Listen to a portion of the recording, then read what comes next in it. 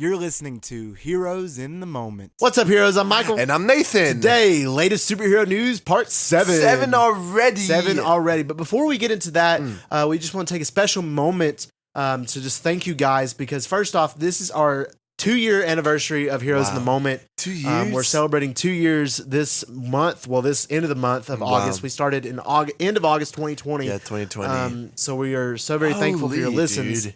And your downloads to get us here, so we'll keep continuing to do it. Thank you guys. Appreciate all the love and support. We It's been a journey. Yeah, it doesn't seem like 2 years. It does not. I remember when we started. I think me and Michael, it was like midnight or 1 a.m. and like he just texted me like, "What if we did this?" And I was like, "What if we did this?" And that's kind of how this started. Yes, it was. Yeah, it's cool. I don't know, just seeing something you build from the ground up. And it's a fun time doing it. We have a lot of fun, and we enjoy doing it. So real quickly, before we get into the news, we just want to say a little bit about us, because we never do that. We never tell you anything about us and how we are qualified to talk about superhero news. Qualified. So it's a big word.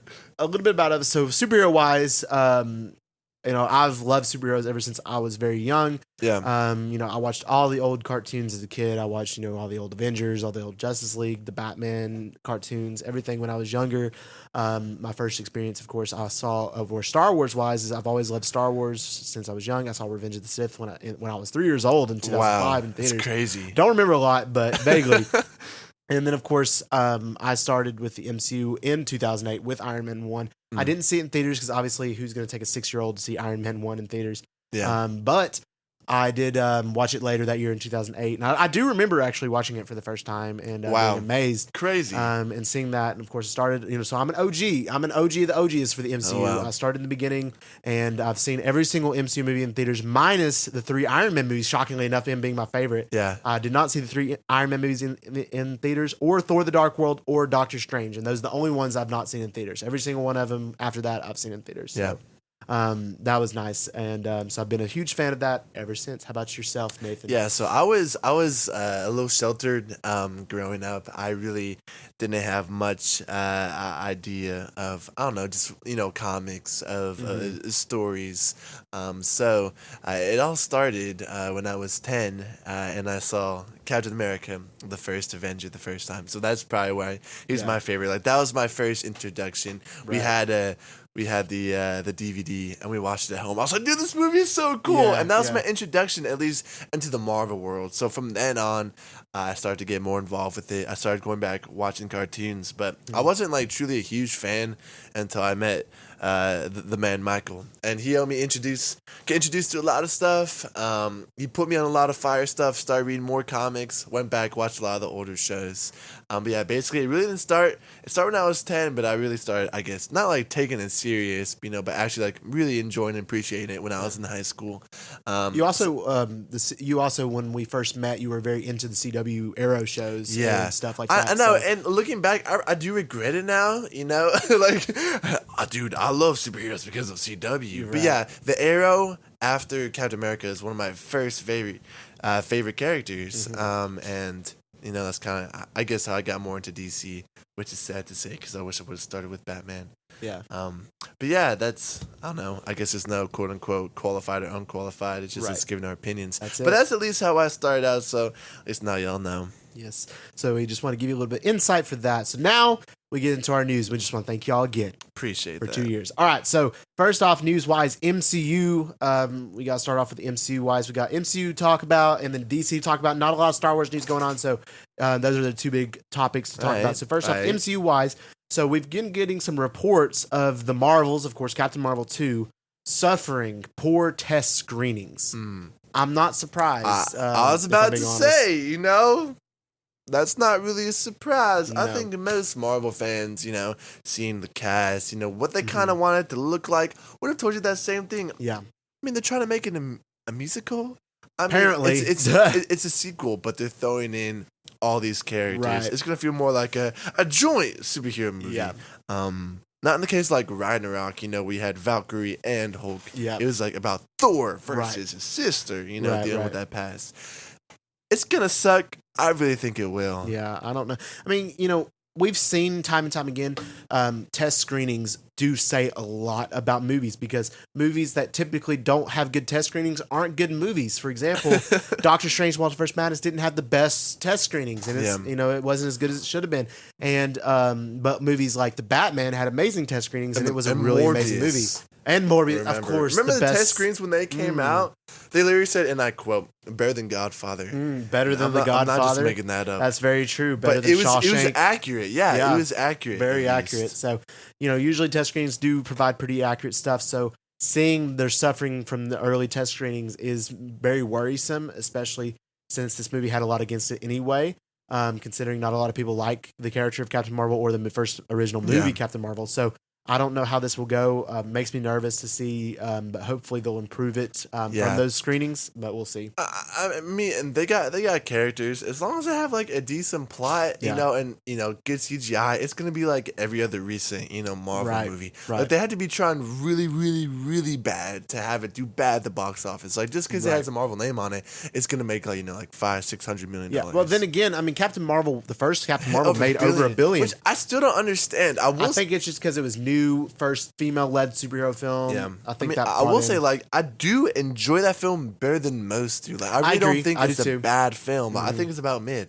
But I'm not excited. And this is a movie, Michael, to be honest, I kind of like, not like dread going to see it, but I wouldn't at all be excited to walk in the theater and be like, woo, we're watching Captain Marvel. Yeah, today, I agree. So we'll see. Maybe it'll shock us, but seeing this suffrage of the poor test screenings does not get me hyped. Change it around, man. Change it. You got time. All right, so next up, we have to talk about some awesome, cool news is that the WandaVision director, Matt Shockman, I think you pronounce his name. I'm not exactly sure. I'm not sure how So to Matt say Shockman is in talks, apparently, to direct the Fantastic Four MCU film. What do you think about that? That's crazy. I'm completely okay with that. Yeah. Dude, just judging out those 9 episodes, to be honest, I have no idea what else he's directed. Yeah, I don't either. Like, I don't know anything else about him, but he killed WandaVision. Yeah, I love the style of WandaVision. I mean, he killed the mystery aspects, like, wanting, like thinking about what's going to happen next and the Easter eggs and the hints and stuff like that. It was very well, laid out, right? It was 9 episodes. So, he had a limited amount of time. Right. But everything just worked so well. It wasn't slow and it wasn't rushed. Yes. But there's still enough in each episode to keep you wanting more. Right. I still think to this date, WandaVision had the most hype, maybe going from episode to episode. I'm positive it and Loki have the 2 biggest hypes, but I think WandaVision takes the cake. Obviously it's debated, whether, the best Disney Plus show and that kind of stuff. I still personally think WandaVision is the best Disney Plus show to date. I agree. But we'll see what happens. But I think Matt Shockman is a great person to run and do Fantastic Four. I would still like to see John Krasinski take it, but I would be willing to see what he does in this project. I mean, and obviously, that WandaVision style wouldn't work with the Fantastic Four, but just judging off the quality we've seen, I think we have no reason to assume that his quality, for the movie would be bad. We saw, he did a really excellent job building the relationship between Wanda and Vision and then Billy and Tommy with that family relationship. Yeah. So maybe expanding that within the Fantastic Four family. And to see that would be really cool. That's a good point. So I would like to see that. And think about like how much time too he had to do that. Right. Imagine he had a whole movie. So I wonder with him, possibly directing this, like what would Krasinski's role be if he was still involved? Would it just be that Mr. Fantastic? I think, to be honest, that kind of like a little much closes the door on him being in it. Which, I mean, I'm coming to terms with, but we'll see what they do. But I'm excited nonetheless for Matt Shockman to take this. But it's not confirmed, I don't think yet. But it is heavily rumored and leaked, so it possibly is true because a lot of the leaks recently have been pretty accurate. Yeah. All right. So next up, we got some information about Moon Knight and his future in the MCU. Aside from Moon Knight season 2 allegedly being announced on TikTok. But Moon Knight is being apparently recruited to the Avengers, but not just for his skills, but for his knowledge as well. So that brings in the need for Stephen Grant as well to help with the Avengers with his knowledge. That's very cool. I'm trying to imagine Stephen Grant with the freaking Avengers. I mean, dude, we want to see, Moon Knight with the Avengers. For sure. Like, Moon Knight is going to be a lot darker, a lot more, like, straight to the point. And I think, the Avengers are going to need that with Kate Bishop, with some of the other more comedic ones. Right. But that's a dub, dude. Yeah, it is. I want to see Moon Knight with the Avengers. I love Moon Knight. I love the show. I loved Oscar Isaac. So seeing him with the Avengers and to join that team. I would also like to see him in a Midnight Suns, but to see him in an Avengers film would be also really amazing, and just to provide the Stephen Grant, Mark Spector, Jake Lockley. That'd be crazy. Would be exciting. Dude, imagine Jake Lockley trying to take out the Avengers. Dude. And then it like Conchu was trying to, that would be cool. And they find out about That'd him. That'd be crazy. So we'll see how they do it, but I'm excited for that. Next up, we got to talk about in She-Hulk recently. We talked about this in She-Hulk episode 2, so talk about that for more. We just got to bring it up here because it is news, and it's huge news, and that is Wolverine essentially confirmed in the MCU through just a little brief journal article. Already so what does that mean for the MCU right now and for the future? We've been getting hints and stuff for the mutants and for the X-Men, the MCU, of course. In Miss Marvel at the end, we got the little X-Men tone, and then her being a mutant. And of course, in Multiverse Madness, we get Charles Xavier and all that stuff. And then hints, of course, we know we're starting to go towards the mutants, the MCU. And I think that, honestly, if I'm being honest, as the MCU starts to turn away from the Avengers, it'll start turning towards the X-Men. Because it needs to be honest. Because without the, big figures of Iron Man, Captain America, Hulk, and even Thor, Hulk, when you lose that, you're going to need a team to bring it back, and the X-Men are the perfect ones to do that. Then you have the Fantastic Four also playing a big role. So that would be really cool to see. So I'm excited for that and to see Wolverine. I don't know where he'll appear next. Of course, we just get the little man gets a fight with metal claws in bar brawl. That's all we get. So we don't know when he'll appear or if it'll be anytime soon. But nonetheless, I'm excited. I mean, for the whole time, has he just been chilling? That's the question too. Where's the question? Where's the mutants been? Where's the X-Men? Because mutants, it's genes, right? So it's in your body. Like you kind of just get those powers at a certain age. So where have they been? How is that going to be explained? Why wasn't he in the Howling Commandos? In the first Captain Unless they come back and say he was, it just didn't show him or stuff like that. They can't just explain that away with, he's just from a different universe. And something like he's been here the whole time. And he's just now, I guess, discovering his powers maybe. I don't like that either, though, because with Wolverine, he's been around for years and years. Yeah, since the 1800s, he's fought in multiple wars. So to see him, just kind of appear and where's he been this whole time? I don't know how I feel about that. They have explained to do for sure. They do. To be honest. But I think they can do it, and I'm excited for it and to bring it all together and for it to make sense, but we'll see. So I don't know. All right, next up, our last bit of Marvel news is that a possible Blade, you sent this to me, a possible Blade video game in possible development. Dude, that would go crazy. It's interesting to me because I was thinking, out of all the characters, why would they choose a less known, less popular Blade? Yeah, but think about it. It would be a dark, mostly nighttime setting. Right. It would be, I just like a dope, I don't know. I feel like this could be maybe, don't crucify me for saying this, but someone maybe like The Witcher, where you have this kind of troubled, shaded, shadowy character going out doing missions, taking down dudes. I think that'd be really fun. Yeah. To be honest, seeing vampires explored in that game, and I think generally that would bring a lot of good recognition if it came out, before the movie, to help boost the next one. I think it might be Ubisoft. I don't know. At least Ubisoft or EA has been confirmed to be making Black Panther and then an Iron Man one. So I don't know. To be honest, out of those three, I don't know. Blade sounds really. It does tempting. sound interesting, and I don't know how to be whether story mode or how it'll be, but it'd be. I guess it'd be all single player. Yeah, so I'd be interesting. I would definitely play it. I was just a little bit confused of why him, but then again, they could be okay, he'd be a cool character, really exploring a video game setting. I know that. I feel I don't know, just the whole setting would be really attractive. I think for gamers, and then I think more attractive, on a larger scale. We could potentially have Morbius in it. Realistically, though. That would go in a Morbius video game. That way, Morbius would transfer from his movie universe to the video game universe. And then he gets his own Morbius games. That'd be so beautiful. Morbius 1. Morbius 1. Morbius 2. Morbius 52. 57 Morbius games. I would play them all. but think about it, man. I don't know. I'm hyped. I definitely buy it. And I'm pretty sure most gamers would too. I agree. Even not Marvel fans. Oh, dude, about... a vampire hunter. Vamps. Yeah, that's just a cool idea. It's a cool idea. To be honest, so we'll see.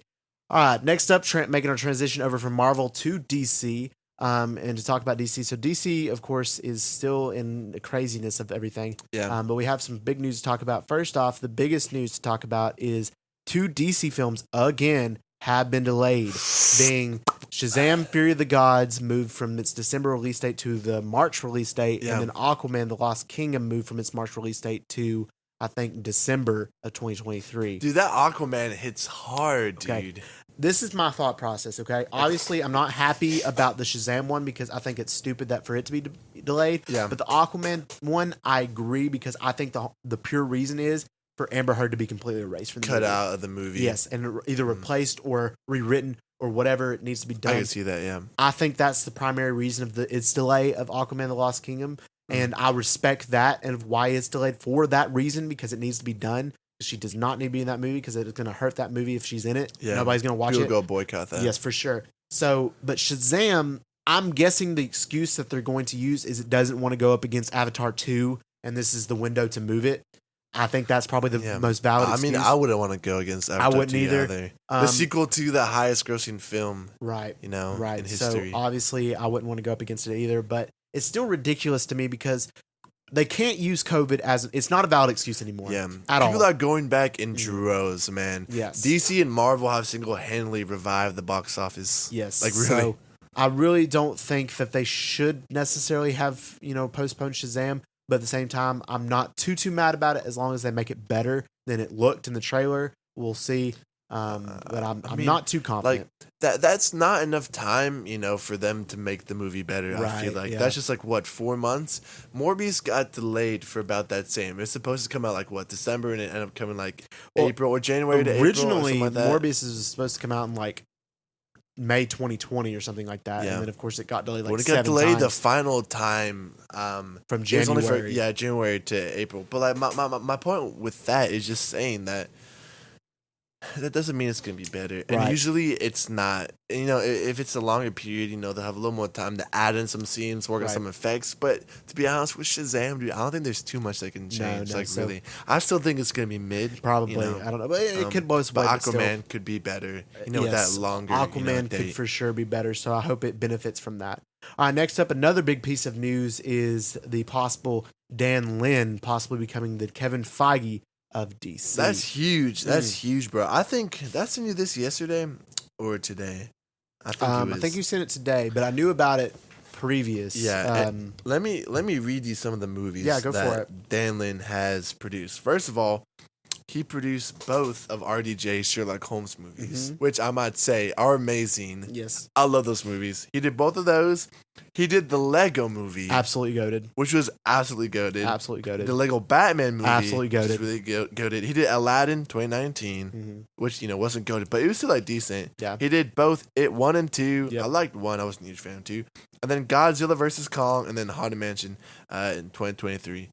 So as far as the box office goes and the quality of movies he's making, they're genuinely good. Yeah. He's shown he's creative, right? With the Lego movies, he's shown that he can take multiple different characters With the Lego and work Batman, with them. especially, with with DC. with the Sherlock character, with the freaking clown, with Godzilla. He's shown that he can make it work in the box office. Yeah. The question I don't think is whether or not he can help produce those good movies. I think it's just it comes down to the business side. Can he stay true to these characters, in their comic form while also, building a stable timeline, across the universe. Can it be a very stabilized phase-like system that builds up to a climactic end, like Marvel is and done? then redo it, I guess, again. over and over. It's just a cycle. Yeah. But as far as the names goes, he has a resume. He does. For it. So out of all I've seen, I wouldn't be mad at all. I think that would be a smart move. Yes, and I mean, I'd be okay with it, but hopefully it doesn't backfire on us and he's horrible. But we'll see. We've had that happen before. Yeah, no, when is DC? That's how we really got to talk. True. All right, next up, we got to talk about another big influential person in the DC realm right now, and that being Matt Reeves. So it has been confirmed that he is in development of the Batman 2, and he's co-writing it as well. Really? Along with... It's confirmed? It is confirmed. I didn't know that. It is confirmed Wow. he's in development of Batman 2 and is about time. co-writing it. And then WB Warner Brothers is giving him complete creative control over this project and the Penguin.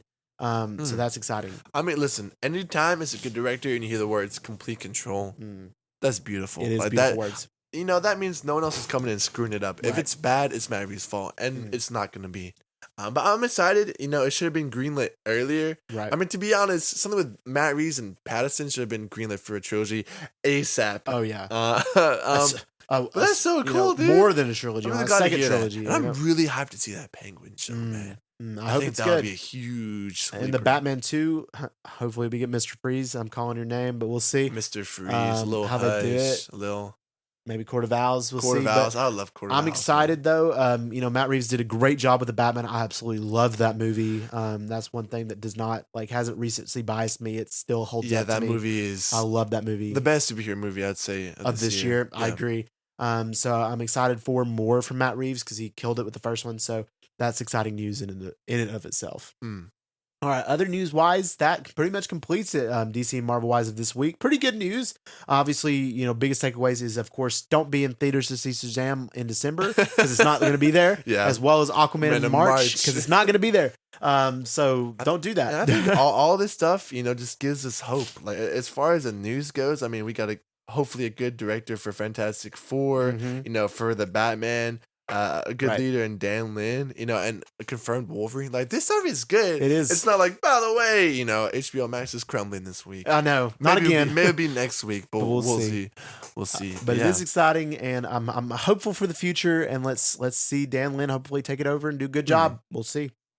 All right, guys. If you enjoyed this episode, let us know by giving us a review and a download. Our podcast, Here's in the Moment, is available on all major All podcast of them. platforms. So that's your Spotify, Apple Podcasts, anywhere you listen to podcasts on. I can tell you we're on there. So Mhm. we appreciate it. If you like our episodes, like I said earlier, that download, that review really does show us what y'all like, and we continue to produce that similar style of content for y'all in the future. We have an Instagram. Here's in the Moment. So if you have an opinion, you want to get featured, just DM us, and we'll talk about it live on the pod. As far as our announcements go, our next episode, I believe, will be She-Hulk. Episode 3 Mhm. coming out on Saturday. Yep. So stay tuned for that. The show hasn't, been as bad as I thought it would be. Kind of hype, low key. Looking out for the cameos, so excited to see where it goes with that. But yeah, we appreciate the support, guys. Yes, we do. We just want to thank y'all for listening, and as always, we love you 3000.